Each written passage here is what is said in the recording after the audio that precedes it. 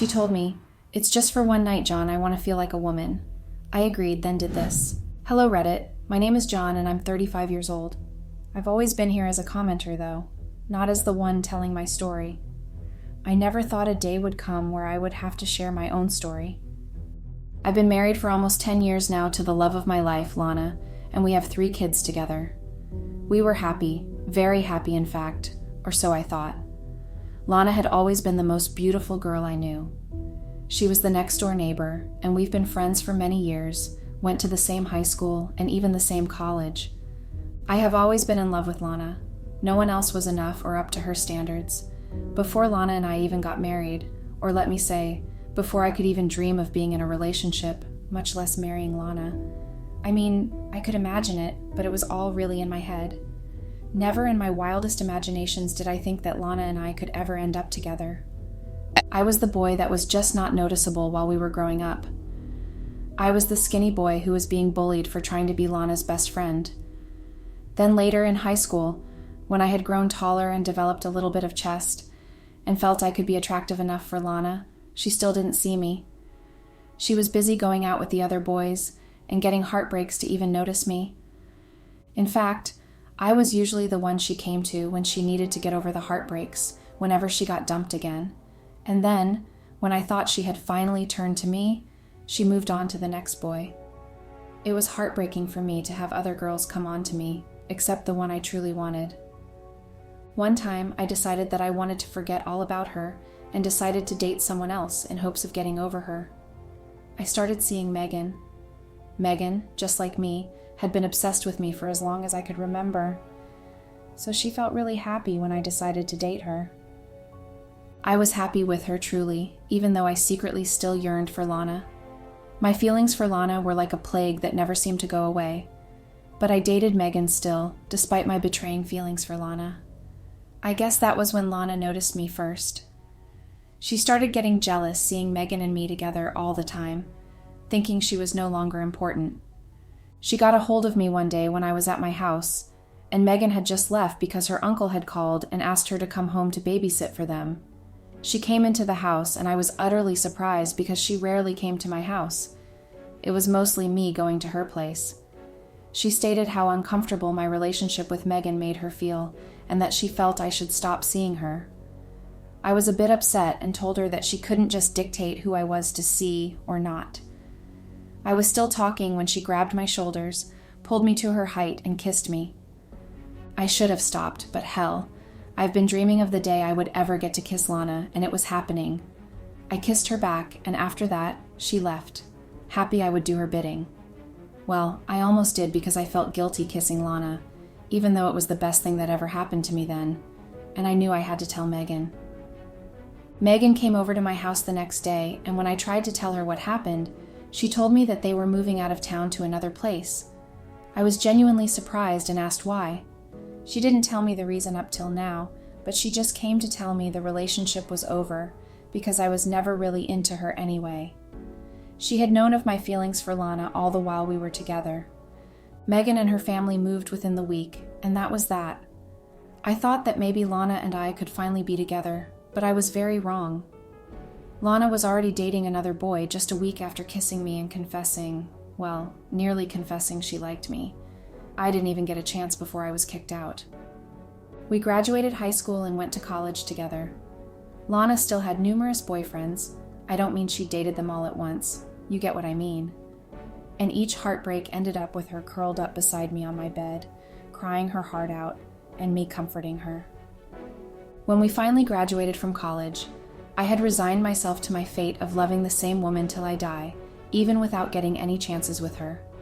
But 2 years after graduation, Lana came to my home.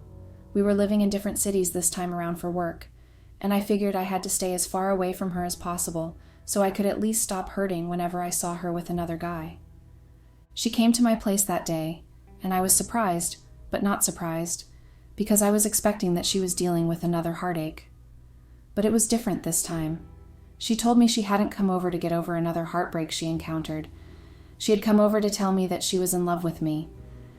I had been so desperate for her all the time that my imagination was always quite high, so I thought I had imagined the words that came out of her mouth to me. I thought maybe she was confused about where she was at. She told me she was thinking clearly when she said those 3 words. I was so happy. No. We started dating and were together for more than 3 years. All through those periods in which we worked in different cities, we only had weekends to hang out or special holidays.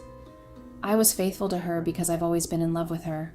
I couldn't do anything to jeopardize our relationship. But you see, Lana was a very jealous person. Whenever she visited me and saw any female talking to me, she acted all crazy and would fight with me.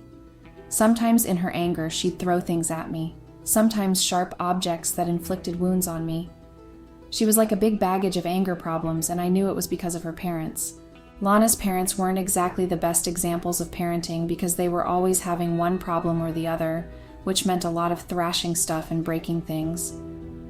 Lana was usually at the crossroads of these fights and watched her parents fight nearly every day until Lana's mother, out of anger, threw her father out in the night and he never came back.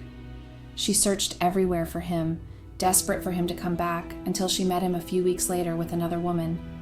She never recovered from that until she died. So Lana didn't exactly receive love from her parents, and the only way she knew how to express her emotions was to get violent, and then minutes later, apologetic. And I guess it was her jealous attitude that had her in and out of relationships. But I wasn't ready to leave her. I wanted to help her because I loved her, and so I gently introduced her to therapists and anger management courses. She was willing to do them because she loved me. She wanted to change for my sake, and that alone helped me help her. Lana became a totally different person. She stopped communicating her anger through thrashing stuff or breaking things. She started to talk about them. Whenever she saw me with any female, she would ask me who it was, and when I told her, she'd believe me. But then, during our 3-year relationship too, Lana, like I said, was in a different city, so it was impossible to know what she was doing when she wasn't working. So I had been on leave one time and decided to go over to her place to surprise her. Well, let's just say I got surprised instead. Lana was half naked with another man on her couch. Bet they couldn't make it to the bedroom to release their inner sexual beasts. She was shocked to see me, and the other man, clearly reading the air, picked up his shirt and belt off the floor and quickly left. I didn't say anything because I was too shocked to, and I just turned and left. I refused to pick up her call after that, and she called so much I had to switch off my phone to stop it from ringing on my way back home. The next day when I did turn on my phone, I had like 100 messages of "I'm sorry" from her. I didn't respond to any of them. It was like my mind was in shock and didn't want to accept anything like that had happened. I got through my very long, short day and dragged myself back home only to find Lana there waiting for me out in the cold. I had ushered her in, not because I wanted to hear her explanations for cheating on me, but because I still cared about her so much that I didn't want her to get sick. She fell on her knees once inside and cried hard. I couldn't take it and just hugged her to myself and told her I forgave her. I thought that seeing her cry all those years before when she had a heartbreak was painful to watch, but watching her cry because of me was more excruciating. Whoever said love was blind was certainly correct. My love for Lana blinded me to her other side, or maybe it wasn't even blinding, but I was just the one who refused to see her for who she truly was. Then I had thought maybe that was going to be her last time cheating on me, because of how broken she was when I wouldn't talk to her. But boy, was I wrong. It was like she was just being pushed every time to just destroy her every chance at happiness. Lana cheated on me in our relationship 4 different times, with 4 different men, including the first one I caught her with. I caught her each time, and each time was just a repeat of the first time, sending loads of messages and coming to my apartment each time to cry and beg for my forgiveness. And stupid me would always forgive her. Lana was also manipulative too. She always got what she wanted, however she wanted it. That might have been a good quality to have as a sales manager, but it certainly didn't apply to your personal life. Lana manipulated me a lot. I knew that, but I was just too in love with her to even notice that she was at first. When I eventually proposed to Lana, thinking we made it official, and also thinking that somehow being married would stop her from cheating on me. It was a weekend, and I had bought the fanciest ring I could afford that I could propose to her with. I went over to her place and took her out on an expensive dinner date, and I proposed to her. She said yes, of course, and I was just simply the happiest man. I couldn't believe that Lana would ever even be my girlfriend for 3 whole years, and eventually even marry me. Within a month, we were married, and it was a very simple wedding with only family and friends around. But I was just so happy I finally got my dream girl. Suddenly all the lies and cheating and anger were forgotten, because I believed that now we were married, things were going to be different. It started with Lana first quitting her job to come live with me. No, I didn't suggest it. I was fine with her working in another city as long as it made her happy, but she decided she wanted to not keep separate homes and wanted to be a housewife and make a home for our kids when they did arrive. She wanted nothing like the home her parents created for her, and I was happy with that because to me, it meant she was putting the past behind her and moving forward with me. No. We were only a few months into the marriage when Lana conceived our first child, Elise. It was a happy time for us, and I was very supportive. I helped her with everything I could, made sure she was comfortable enough, had enough money to buy anything she wanted for herself or the baby, and did the hard chores of the house as I didn't want to stress her during her pregnancy. When she eventually gave birth to Elise, I was there again, being the supportive husband through and through. Elise was born quite early. She was premature and had to be kept in the hospital for a couple of weeks before she was released to us. I took a break from work to be there for them both, and when our baby was finally released to be taken home, I was also there. It's not bragging to say I was the most attentive husband and father to my family, because it's indeed a fact, which could be confirmed by even Lana herself, but somehow it just was never enough for her. Elise was barely a year old when Lana became pregnant again. I was elated, and so was Lana. We gave birth to a boy this time, Andrew, and it was the best day ever because I got promoted weeks after he was born. A few months after Andrew was born, Lana started acting up, getting angry at even the tiniest things, and would yell at me if I didn't come home early enough from work. I thought maybe it was the stress of having to take care of 2 children, less than the age of 3, that was kicking in. So I didn't mind, and started making sure I finished up early from work, so I could have enough time to help with the kids. I thought at that time that Lana appreciated it since, whenever I was back, she dumped the whole responsibility of the kids on me and would go take a nap, one she didn't want to be disturbed from. I was stressing myself and stretching myself thin between work and taking care of the kids, but I didn't mind because I wanted a happy wife in my home. When the kids were about 4 and 3, I started dropping them off at the daycare close to my office so I could pick them up when I was done with work. It worked for me and made things easier. Even Lana was back to being cheerful and being herself again, as she literally had all day to herself to do whatever she pleased. Well, that was until she got pregnant again.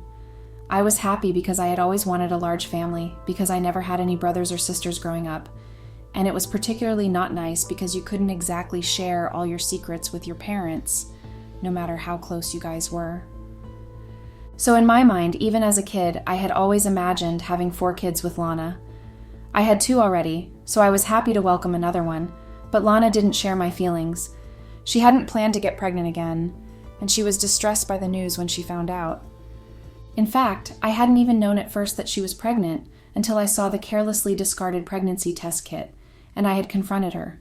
I told her I knew she was pregnant instead of asking if she was. I knew very well that if Lana knew I wasn't sure, she would deny the pregnancy and might have done something to the baby, so I just told her I knew instead of asking if she truly was. She didn't deny it, but said she wasn't ready for another child yet because Elise and Andrew were already enough stress. I managed to convince her that the children were a blessing, that after this one, we wouldn't have another, and that I would take full responsibility for the kids. She agreed and carried the pregnancy to full term, and this time gave birth again to a boy, Adrian. I was the happiest, even though my wife wasn't exactly enthusiastic about having another crying baby to attend to. She would leave Adrian sometimes to cry a lot, and by the time I was back from work with the other kids, he was red in the face in his cot, and Lana would be in the room, clearly not bothered about the whole thing. I had to employ a nanny to look after Adrian and the other kids, and that made things a whole lot easier for me. Maria was efficient. She was never late to pick the kids up from kindergarten or cook them lunch and dinner. In fact, even though I employed her as a nanny, she eventually became a housekeeper, as my own wife couldn't even be bothered with cleaning up after herself. Whenever I confronted her about it, she would ask me why I employed a maid if I wouldn't let her do her job. Maria would cook, clean, and most times wait for me to return to serve me dinner before going to bed. She was really helpful, and the kids clearly loved her. Until one day, I had come to the house to see Maria gone. I was surprised because Maria never took a leave without prior notice, and when by the next day there was still no trace of her, I had asked Lana if she knew where Maria was. She told me she had fired my mistress for trying to take her spot in the house. I was surprised because I hadn't even expected Lana to accuse me of cheating, despite how much I loved and cherished her. I assured her I wasn't, but she had screamed at me and unleashed her anger as usual. I was shocked beyond words and had to take the kids and leave the house for some hours to give her space to cool down. When I came back with the kids, she had clearly calmed down, and there were no signs of the things she had trashed earlier. She had cleaned them up and even cooked. She apologized for how she behaved and said she had only been jealous of how much the kids loved her, hated her, and how I seemed content and comfortable with her around. I assured her that I only felt comfortable because Maria was helping us with the kids, and that the kids didn't hate her, but loved her very much. She promised then that she would change, and I believed her. She did change. She started taking care of the house and the kids, and I was happy. She even built a garden just outside our house where she planted some herbs and flowers that she nurtured like her babies.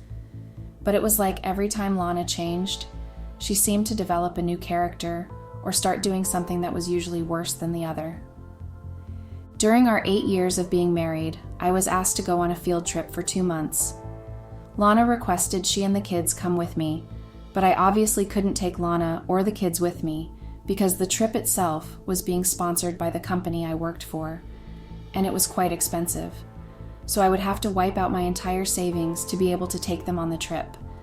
And that would cover only the travel expenses, not the whole staying there with 3 young children. And knowing Lana, she would want me to buy her any piece of jewelry or clothes she liked, and would probably throw a tantrum if I didn't. So I went on the trip alone for 2 whole months, but I was always sending them money and calling to check if they were all right. In fact, I called on video calls whenever I had the chance, and Lana was always with the kids except when they were at school. I was pleased that my wife was taking good care of my kids, and when the 2 months were finally over, I was happy to go home. In fact, I wrapped up everything a day earlier than I was supposed to because I wanted to be back home with my wife and kids. Well, I came back to an empty house. I wasn't exactly surprised. I arrived quite early, and according to my calculations, the kids would still be in school. Since I wanted to surprise them, I went to pick them up in hopes that Lana had gone there already to pick the kids up. I got to the school, and the teachers were genuinely happy and surprised to see me and were asking about the kids from me.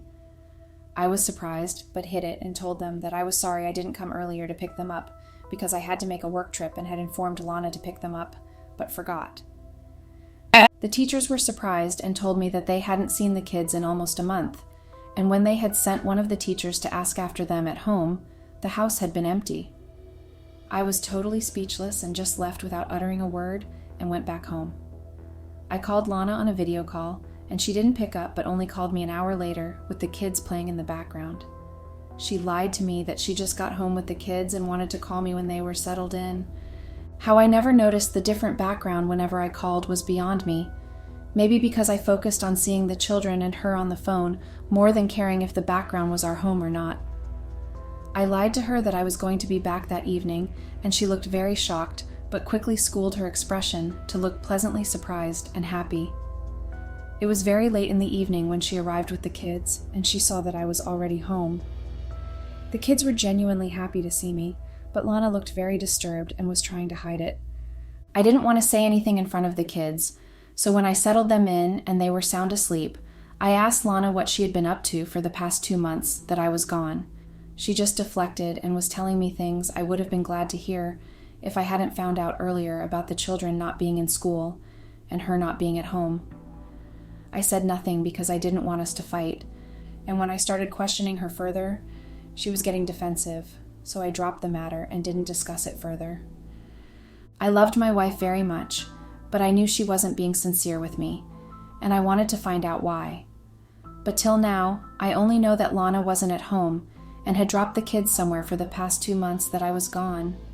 Fast forward to 3 months after the whole thing. It was summer, and I had planned for the kids to go spend time with their grandmother, my own mom, because she didn't exactly like coming over to our place because she and Lana don't exactly get along. But my mother loved her grandkids, so when I suggested she take them for the summer, she was quite happy to. Lana at first had opposed the idea, saying she didn't want her kids traveling that far and that the whole summer was a long ride. I convinced her it was for the best, since I wanted her to start summer classes for art. Before I decided this, Lana had always been a great artist, and I had always known it was because of her mother she hadn't studied art. Her father was also an artist, and according to her mother, artists were always viewing life from behind a paintbrush and didn't exactly see what was real from what wasn't in their drawing books. So I wanted her to do something she would find joy in doing, and I had stumbled upon one of the little drawings she made in Adrian's book. So I had paid for an art class for her all summer. She was pretty excited about it and thanked me so much that I felt satisfied that she was happy about it. She agreed for the kids to go down to their grandmother for the holidays, and I took them down there personally, and even spent an evening with my mother catching up on everything, both important and not. By the way, I forgot to say before that after Lana fired Maria unjustly, I had re-employed her, but this time to work for my mother. So when the kids saw her again, they were happy. My wife started the art classes and was the happiest I've ever seen her. I was beginning to relax and think that everything was fine. In fact, whenever she got home, she would tell me about her day, and mostly about her art coach, who personally took an interest in her. I wasn't surprised about that because I knew she had potential, and she was going to do great in the art world, even though I barely knew anything about it. A month passed with my wife continuing her lessons, but one thing changed. She wasn't the same person anymore. She was cheerful, yes, but she had a strange look in her eyes whenever we were together, and I tried spending time with her. Between her art classes and my job, it was mostly weekends we saw each other during the day, as I was out of the house before she was barely awake, and she was home late when I was already asleep. So I tried to make sure our relationship didn't suffer from lack of attention by trying to make the most of the weekends for us. But she was always strange when spending time with me. She would laugh at funny things I said about our past memories or something at work, and then the laughter would end abruptly, and she would just smile wistfully. When I asked her if something was wrong, she would reply with a no, and quickly change the subject. I started to think I was being delusional, so I stopped imagining I was seeing something else behind her smiles. Soon enough, she stopped talking about her art classes, and whenever I asked, she would give a short answer and change the topic. I stopped asking about it after a while. The children were back home, and the house wasn't as empty as it had felt when it was just Lana and me. One time, I was on a week's leave and was bored sitting around at home doing nothing until the kids and Lana came back home. So I decided to play good husband and father by dropping the kids at school and Lana off at her art classes. She refused at first, but I insisted, and throughout the whole ride, she was tense. I didn't know why, and when I asked her why, she just dismissed it as just nerves. I wanted to ask why she would be nervous because her husband was driving her to art class, but I kept quiet. I arrived there and instinctively decided to follow her to meet the coach she was always speaking about with admiration until she stopped. She lied and said he probably wasn't around yet, but I insisted on looking around since I hadn't exactly been there before. Luckily, or should I say unluckily for me, a man came out, and he smiled brightly at Lana and called her name. I mean, the way he smiled and said her name so adoringly, it was so obvious he had a thing for her, and that made me step forward between them and introduce myself as Lana's husband. He was visibly shaken, and then hid it and stretched out his hand for a handshake, introducing himself as Drake, the art coach. I was so shocked and turned to look at Lana, who looked away guiltily. All this while, I thought the art coach was a woman instead of a purebred, hot-blooded male that looked like he could remove my wife's clothes with just his eyes. I couldn't believe that Lana lied to me, and all through my drive home, I was just wondering what she stood to gain by lying to me about who her coach was. It made me suspicious, but I wanted to give her the benefit of the doubt by waiting to ask her before jumping to conclusions. The wait for her to be back felt like the longest wait ever. She came back very, very late in the night, probably hoping I would be asleep or perhaps even have forgotten about the matter. But I was wide awake, too baffled as to why my wife would lie for months about who her coach was to go to sleep. She arrived and looked visibly scared to see that I was up and waiting for her. I asked where she was coming from, and she told me she was coming from art classes and took a quick stop at Gemma's place to redo her hairstyle. I knew she was obviously lying because her hair didn't look like something that was done that evening. At that moment, I was just so tired of all her irrational behaviors without thinking of my own emotions before behaving that way during our relationship, and even now that we're married. I just got so angry and held her tightly and shook her, asking her to tell me the truth. She burst into tears and started confessing how she had met Drake way before she knew he was an art coach. Apparently, she had met him when I had been gone for 2 months, and they hung out every time they got.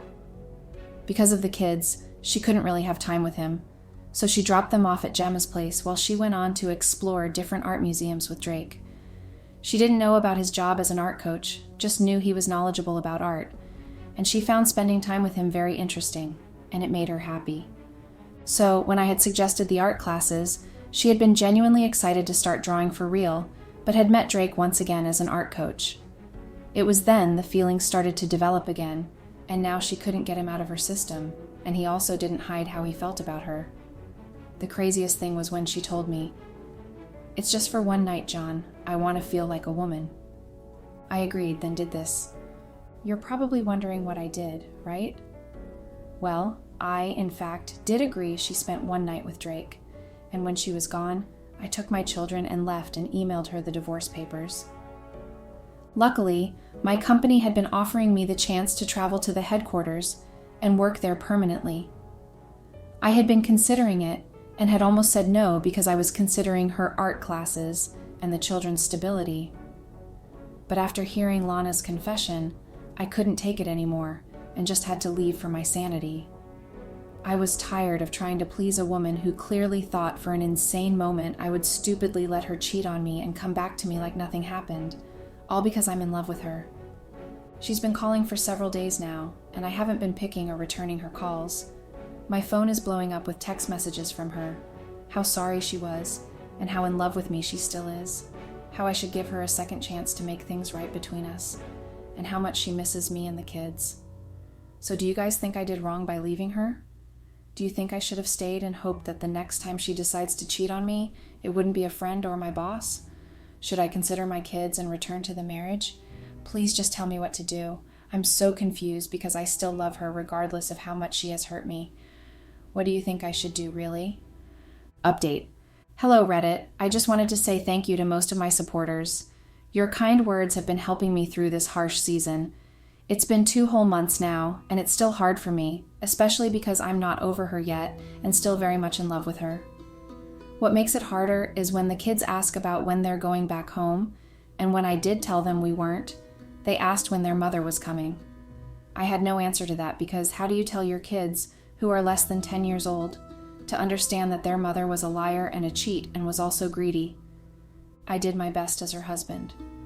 I tried so much to satisfy her every need, made a lot of sacrifices, and yet all I got throughout the whole thing was a woman who still wasn't satisfied till the end. She hasn't signed the divorce papers yet, perhaps believing that maybe I'd forgive her and maybe someday come back to her, but I'm not doing that, not anymore. I've been realizing I was enduring a really toxic marriage, and I want to make myself important now. Choose the kids and myself above anyone else, and live life to its fullest. It's not going to be a bed of roses, but hey, I've survived 2 whole months without her. I'm sure I'll get over her perhaps in a year if I continue to try as hard as I am now. Oh, by the way, I brought Maria to live with the kids and me to help with them, and she's been wonderful with them. Because of her, the kids' questions about their mom have reduced drastically, and I'm happy about that. Our lives are better off without her in it. Update. Hello, Reddit. This is my last post here, and I just wanted to say thank you guys for the encouraging words. They've gotten me through the hardest time of my life. It's been almost 7 months now, and I cannot say I'm completely over Lana, but I'm halfway there, and it's all thanks to the support I've received from everyone here. Oh, and I'm officially divorced. She eventually did sign the divorce papers, probably after realizing I wasn't going to change my mind about not taking her back. She's still always sending me messages and saying how sorry she is, but they don't affect me as they once did. To those people telling me to marry Maria since she's a much better person than my wife ever was, well, yes, Maria is a wonderful lady, and even my mom would be pleased if I married her, and I know the kids would be excited too if she was their mom, but I don't think I'm ready for anything yet for now. I don't want to hurt Maria because she's done so much for me by burdening her with my baggage of emotions. For now, I just want to focus on work and my kids. One last thing I would say is, please do not ever tolerate a toxic relationship or marriage like I did. It doesn't have to get violent before it's toxic. Leave before it's too late to come out. Just like I did, and I'm thankful I did, even though it's after 10 years, but hey, it's better late than never, right? Thanks and goodbye.